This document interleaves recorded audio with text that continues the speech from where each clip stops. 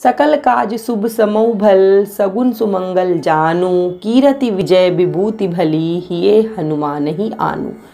श्री हनुमान जी का हृदय से जो ध्यान करते हैं वे निश्चय ही समझ लें कि उनके सभी कार्य शुभ होंगे, दिन अच्छे आएंगे तथा सभी सद्गुण सुमंगल कीर्ति विजय की आपको प्राप्ति होगी।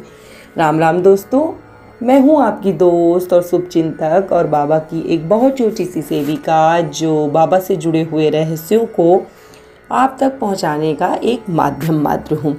इसी के अंतर्गत आज मैं आपको हनुमान जी से जुड़े हुए एक ऐसे रहस्य को बताने जा रही हूँ। अगर इस रहस्य को आप जान जाएंगे तो आपके कोई भी कार्य जो हैं वो बिना सिद्ध हुए नहीं रह सकते। आज मैं आपको हनुमान जी के लिए किए जाने वाले दीपदान की विधि को बताने वाली हूँ, जिसे मैंने गीता प्रेस गोरखपुर से छपने वाली पुस्तक में पढ़ा था। इस विधि को जान लेने के बाद अगर आप हनुमान जी को दीपदान करते हैं तो आपके कार्य सिद्ध होने में लेश मात्र भी संदेह आपको नहीं रखना है। सबसे पहले मैं आपको इस विषय में बताने जा रही हूँ कि आपको किस चीज़ से दीपक बनाना चाहिए। सामान्यतः जब हम दीपदान करते हैं तो हम जो मिट्टी की दियाली होती है या आपके घर में जो पीतल का दीपक होता है उसमें हम दीपक जलाते हैं। लेकिन हनुमान जी को आप अगर दीपदान करना चाहते हैं तो आपको गेहूँ, तिल, उड़द, मूंग, चावल, ये जो धान्य होते हैं, ये 5 धान्य कहे जाते हैं, हनुमान जी को सदा इसी का दीपदान करना चाहिए। 5 धान्य से बना हुआ आटा हनुमान जी को दीपदान करने के लिए उपयुक्त माना जाता है और सदा कामनाओं की पूर्ति भी करता है। इसके अलावा आप केवल आटे का दीपक भी हनुमान जी को अर्पित कर सकती हैं। अब मैं बात करती हूँ कि दीपदान के लिए प्रयोग किए जाने वाले तेल जो होते हैं उसमें आपको किन किन तेलों का आपको क्या लाभ मिलेगा, उस विषय में आपसे बात करने जा रही हूँ।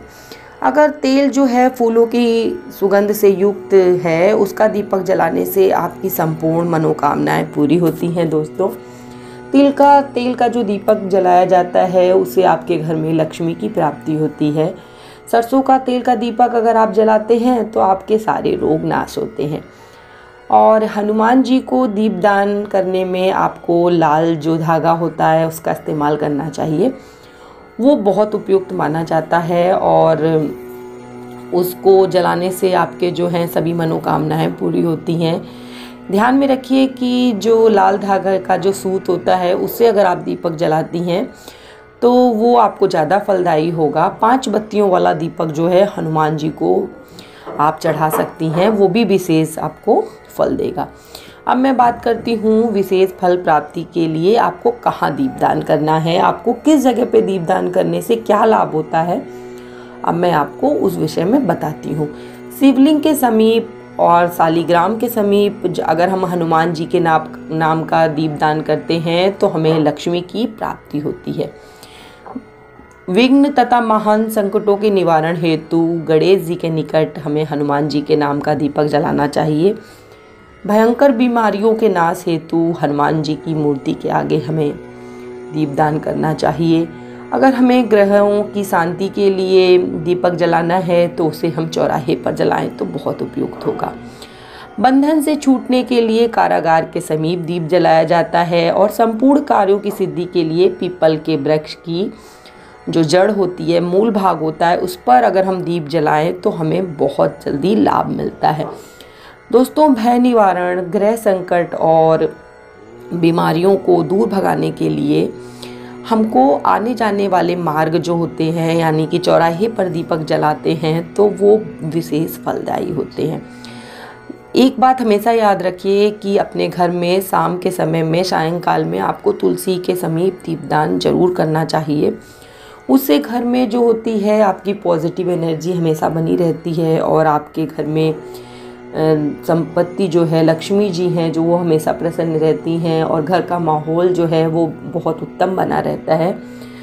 तो जो भी आज बातें मैंने आपको बताई हैं, अगर आप उन्हीं के अनुरूप दीपदान करते हैं हनुमान जी को तो उसका आपको विशेष लाभ मिलेगा।